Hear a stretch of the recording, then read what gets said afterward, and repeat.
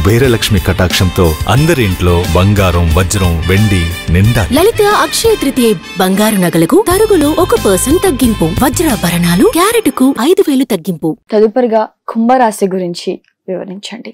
శ్రీ మహాగణాధిపతయ నమః. ఐం మహాసరస్వత్యే నమః. శ్రీ లలితాంబికాదేవియే నమః. కుంభరాశి వాళ్లకు ఈ మాసము మే 1వ తేదీ నుండి మే నెలాఖరు వరకు ఎలా ఉంది అంటే బాగుంది అని చెప్తున్నాను. కొన్ని పనులలో ఉత్తీర్ణత సాధిస్తారు. మనస్సులో ఏది బయటికి చెప్పరు. వాళ్ళ పనులు వాళ్ళు చేసుకుంటూ ఉంటారు. విజయం వైపు నడక వేస్తున్నాను అనేటువంటి ఆలోచనలతో పూర్తి అయ్యేంత వరకు ఆ పని ఎవరికి బయటి వాళ్లకు చెప్పకుండా జాగ్రత్తగా పని గానించుకుంటూ చేసుకుంటూ వస్తారు. శారీరకమైనటువంటి శ్రమ చాలా బాగా ఉంటుంది. కానీ శ్రమకు తగినటువంటి ఫలితాన్ని కూడా ఇస్తాడు. కానీ ఎక్కడా కూడా నేను శ్రమ పడుతున్నాను అనేటువంటి భావన ఆ పడేటువంటి వాళ్ళ మనసుల్లో ఉండకపోవటం అనేటువంటిది చాలా విశేషం. నేను శ్రమ పడుతున్నా కదా అని అనుకుంటే కాదు కదా, అది ఆ మనుషుల్లో ఉండదు గాక. వీళ్ళ మాటకు విలువ పెరుగుతుంది. వీళ్ళు ఏమి చెప్పినా అందరూ ఆదర్శప్రాయంగా చూసుకునేటువంటి విధానముగా ఉంటుంది గాక. దూర ప్రయాణాలు చెయ్యకూడదు. కొంచెం జాగ్రత్త వహిస్తే మంచిది.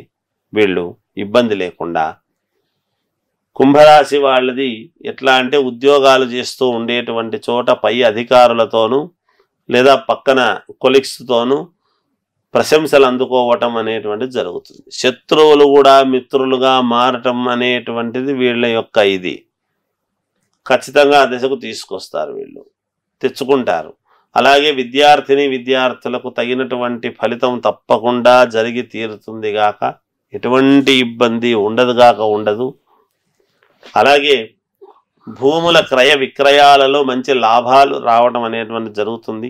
ఆకస్మిక ధనలాభం అనేటువంటిది ఉన్నది. వీళ్లకు మేలు జరుగుతుంది.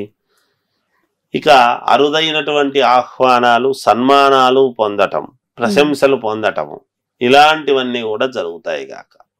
వీళ్ళకి ఇంకా మెరుగైనటువంటి ఫలితాలు సాధించాలి అని అనుకుంటే అమ్మవారిని ఆరాధించడం చాలా అవసరము. వీళ్ళు ఆ అమ్మవారిని ఎంత ఆరాధిస్తే అంత వీళ్లకు మేలు జరుగుతుంది గాక.